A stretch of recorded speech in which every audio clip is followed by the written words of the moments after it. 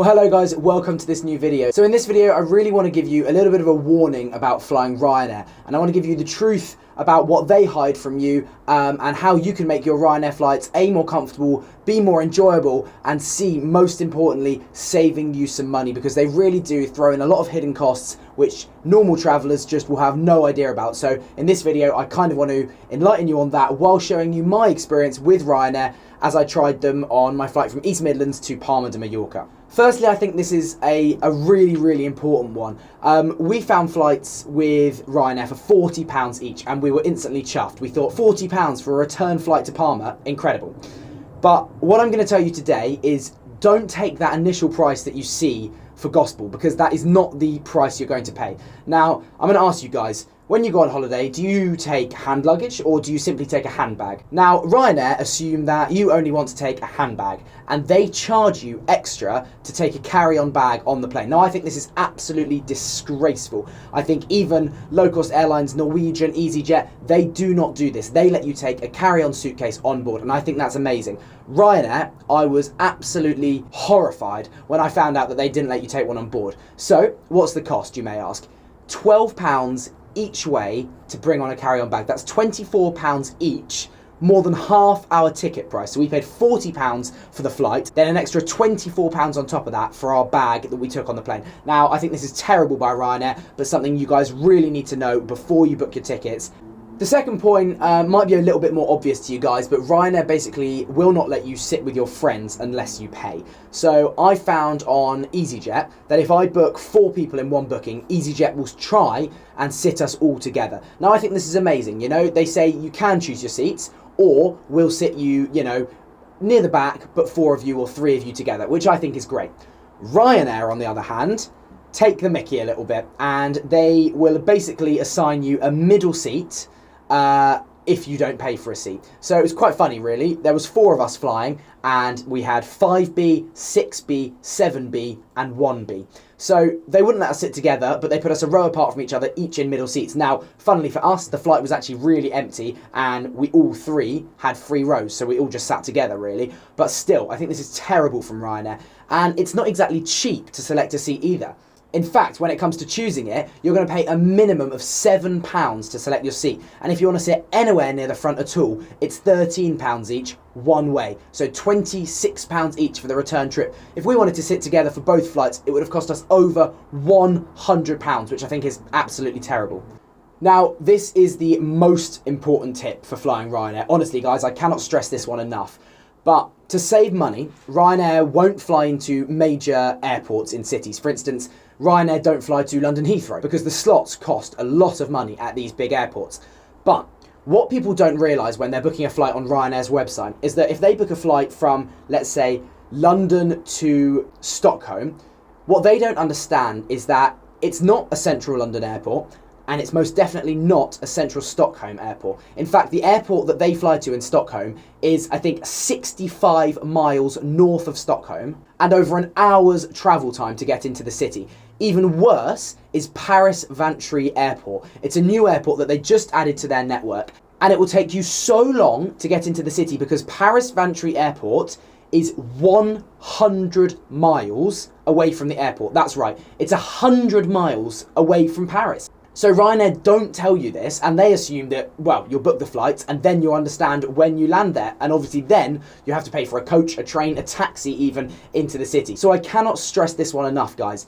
If you are flying Ryanair, check the airports. Even London Stansted is over a 2-hour drive into the city. So please, if you're flying Ryanair, check where the airport is on Google Maps and then plan how you're going to get from the airport into the city and factor that extra cost in, because it may be that flying centre of city to centre of city actually becomes cheaper once you factor in seat selection, carry-on bag and transfer from that airport. The inside of East Midlands Airport was like a barn. It was small, shabby and, I have to say, very poorly built. My next tip is the most important for money saving. Ryanair have a strict policy of not allowing you to check in at the airport unless you pay £45 for the privilege. This stupid rule annoys me more than any of them because it targets travellers who don't travel often and would expect to be able to rock up and check in at the airport. Luckily for us, we all knew about this fee, so checked in online and had our boarding passes ready on our phones. Even though the airport was shabby and not very nice, we skipped through security with little holding us back and headed to the Escape Lounge, which really impressed me. To gain access to this lounge, I used my priority pass, but it can be equally accessed using my MasterCard Lounge Key, which is a perk of the all-in-one travel card by Curve. If you're watching this, I assume you're travelling soon, in which case my next tip for you is to avoid massive foreign transaction fees your bank account put on payments abroad.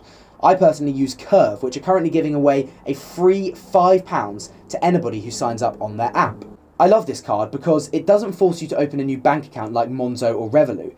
It gives you lounge access at airports. It also means you're covered on your trip with insurance built into the card. And the best bit? There's a free version of the card too.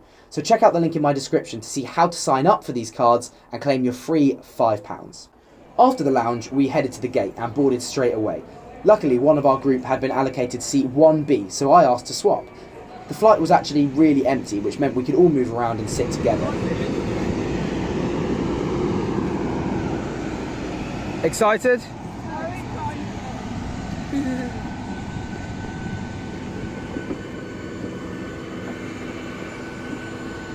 The seats were both unattractive and uncomfortable, but you most definitely get what you pay for here.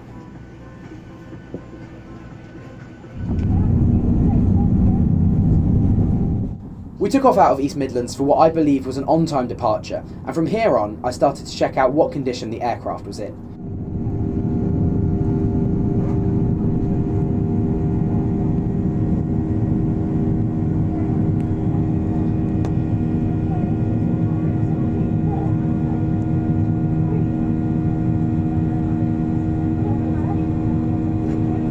The first thing I noticed was that my safety card holder was hanging on the wall for its life.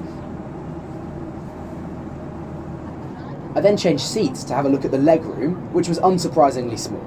The toilets were surprisingly small, as I didn't think the size of them changed.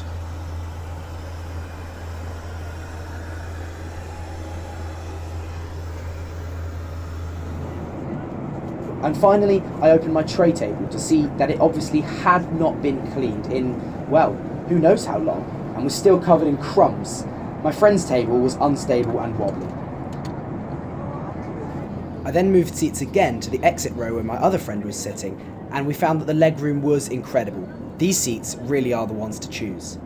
Something that really did impress me actually on this flight was the menu. The prices were really quite reasonable, and there was lots of choice for food.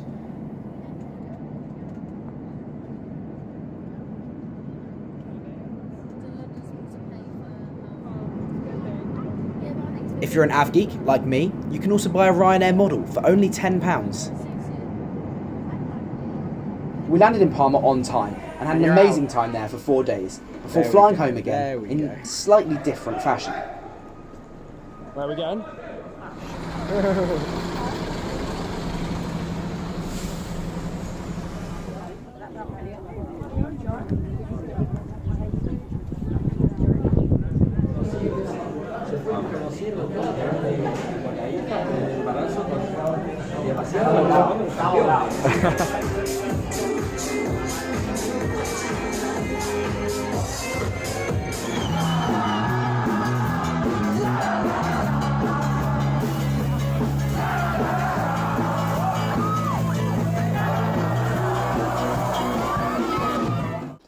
The flight home was delayed heavily and passengers were given absolutely no reason for the delay.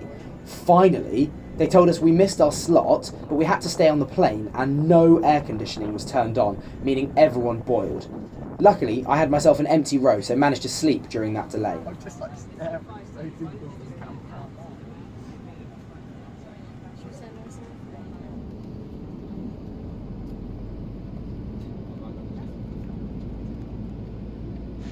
So finally we're on the move. It's been about an hour on the ground, and the worst bit was they kept promising us. They said we'll move in 25 minutes, then they said we'll move in 7 minutes, and yeah, they had no idea really what was going to happen. But yeah, finally we are on the move and ready to go. It's absolutely boiling on this plane, and only now have they just turned the air conditioning on, so yeah, sweating and delayed.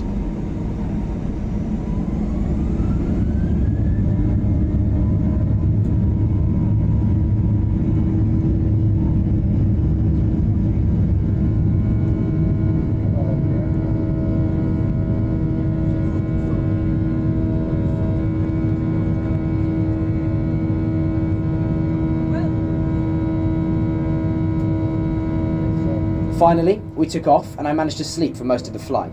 Turns out my friend slept too and had some very weird dreams on the plane. Guys, I had a dream that you threw up all down yourself and then I had to clean it up.